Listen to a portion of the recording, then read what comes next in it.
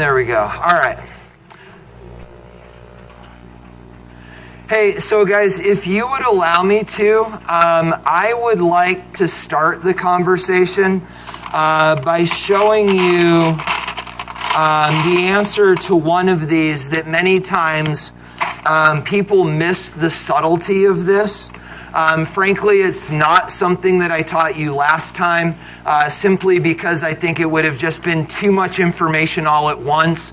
But it is going to become very important in the coming days. So I'd like to show you what's going on in this particular problem. So guys, take a look at number 11.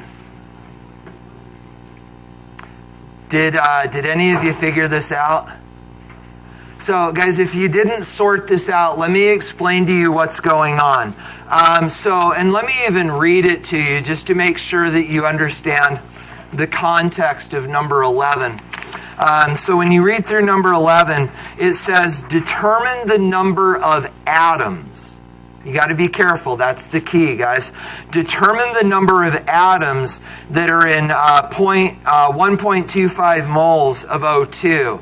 And so, again, 6 steps, right? You got a goal, you got a starting point, you got a line.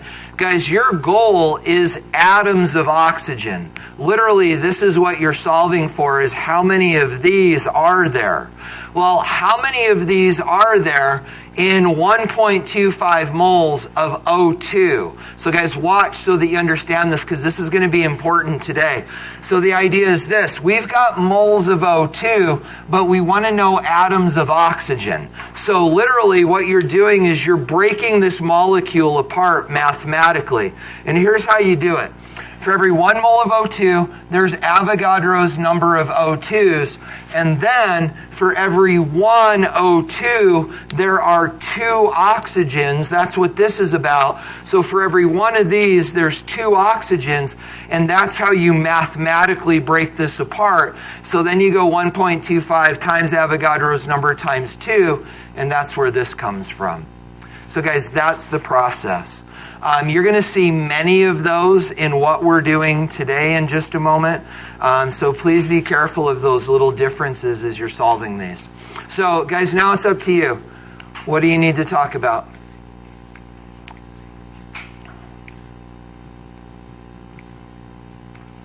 If nothing comes to mind immediately, let me tell you what we're doing today, and then maybe it'll help you think of other questions. So guys, what's going to happen today as soon as we're done looking at homework is you all are going to grab paper and periodic tables, and we're going to head over into Miss Call's lab. And in Miss Call's lab, you're going to see a whole nother set of these questions set out in stations. And we'll talk more about exactly what this is going to look like in a minute. But guys, you are literally going to do another set of these problems. It's much richer. It's much more interesting. But guys, this set you're going to turn into me.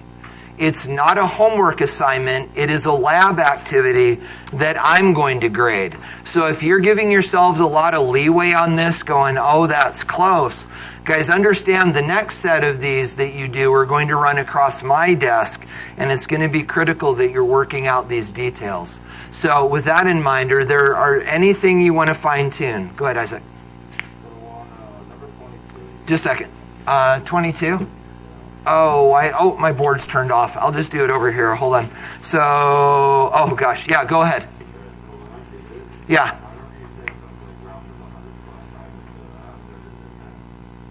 Are you talking about in the masses? Okay, so let's talk about what we're doing with masses. So guys, the rule is this. When you pull masses off the periodic table, we'll always go 1 decimal place. So you'll never have less than tenths. So here I said hydrogen was 1.0, sulfur is 32.1, and then 32.1 plus 2 is 34.1. But then check this out. Like, for example, if you look that's not a good example. Let's go, I think, yeah, so like, for example, number 3. So on number 3, hydrogen is 1.0, fluorine is like 19 and change, 19.0. But the problem is if we go I'll do it over here. If we go 1.0 for hydrogen, and if we go 19.0 for fluorine, the problem is that only gives us 3 significant digits, and this has got 4 significant digits, and that's not okay. So we'll always go 1 decimal place, and then if that doesn't give us as many significant digits as our starting point, we need to go get more. What else, y'all? Great. Yeah, go ahead, McKay.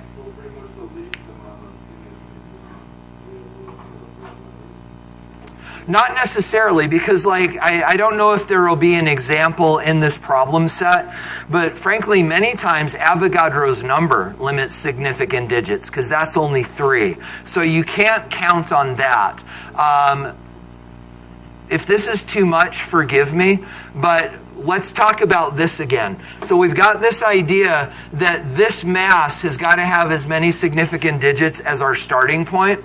The reason is because your masses will never limit significant digits. And that's actually what we're accomplishing by taking extra digits, is making sure that our masses off the periodic table never limit significant digits. But besides that, you can't count on your starting point always being the fewest. What else, you guys? Great questions. You guys okay? All right. So, gang, you can just put your homework packets away. Please make note to yourself to record these tonight. We're going to look at the calendar in just a minute. But, guys, this is your last homework assignment for the quarter.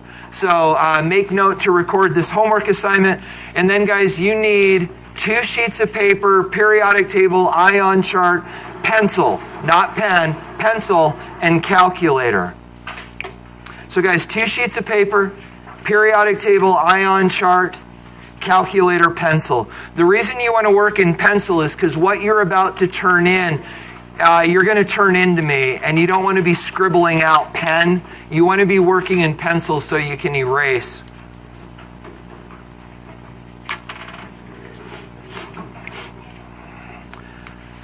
All right, so let's get rid of this.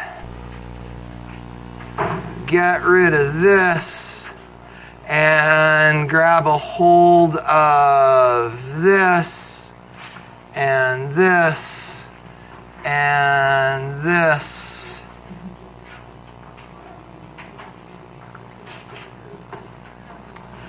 All right, guys. So before we move forward, I think now would be a very appropriate time to talk about the end of the quarter. So guys, here's where we are. Your grade is composed of 3 categories: homework, labs, and tests. And when we talk about labs, we're also talking about activities. So guys, this is going to go a long way towards you figuring out where you are in this class. So guys, relative to homework, you're done when you turn in your homework assignment tonight. The homework assignment we just looked at is the last homework assignment for 3rd quarter's grade. When you turn that in, you're done. Then, guys, we've got 1 more lab and activity to turn in. That's going to be what we're doing today. So again, guys, this thing that you're doing today that's going to feel like homework is not a homework assignment.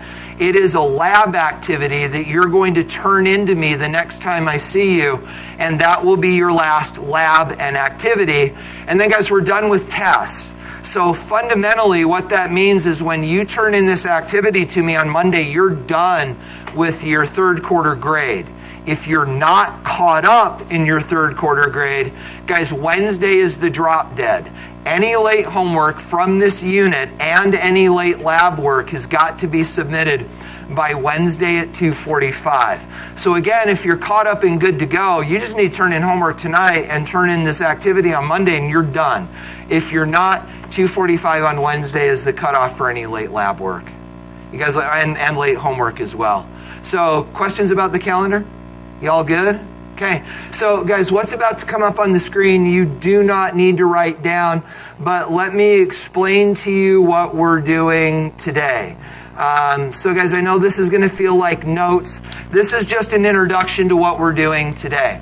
So guys, today what we're going to do is what is called the stations activity. Why are we doing this? Well guys, the answer is you just did a homework assignment. And from your questions, it seems like you're feeling comfortable with this. But guys, regardless of how successful you were with this assignment, here's the problem. You have no idea what any of this stuff is. What does it mean to be 0.9 moles of CaCl2? What does it look like? What does it smell like? Is it this big or is it this big? And you have no idea. So guys, what you're going to do in lab today is you're actually going to go in lab, and in the lab, there are going to be 15 stations where you're going to find samples of the chemicals that you've been working with previously. But guys, now these are going to be in context so that you're going to have hands-on experiences with these things. So guys, pick them up, play with them, touch these things, grab a hold of them, really get a sense of what you're working with. So here are the rules for the stations activity. So guys, there are 15 stations set up around Miss Call's lab.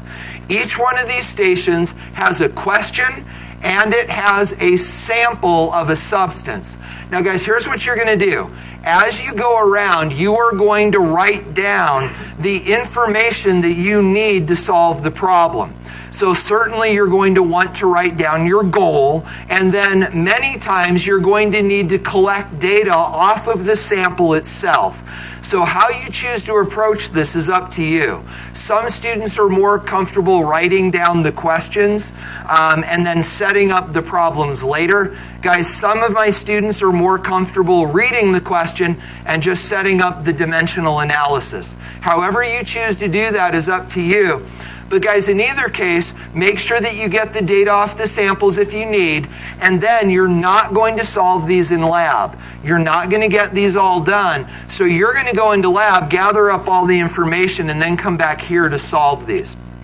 So as you do these, do not do them in order. Guys, if everybody starts at station number 1, we're going to get a bottleneck and we're not going to get done. So what I would encourage you to do in a minute on your paper is number your paper 1 through 15. Maybe skip 3 or, not yet, you'll have time. Maybe skip 3 or 4 lines to give yourself space. But I would pre-number your paper 1 through 15, and then you can just shotgun into the room and bounce around, and then all the stations will be in order so that you can check your answers as you go, but then we won't get a bottleneck. So guys, as you're doing this, here are the rules that I need you to follow. Number 1, do not open any of the containers. Several of these compounds are poisonous. They're safe if they're contained, but do not open them. Guys, number 2, be especially careful with the mercury and the iodine. Guys, touch them, pick them up, play with them. But guys, be really careful with the mercury and the iodine. Those are especially bothersome.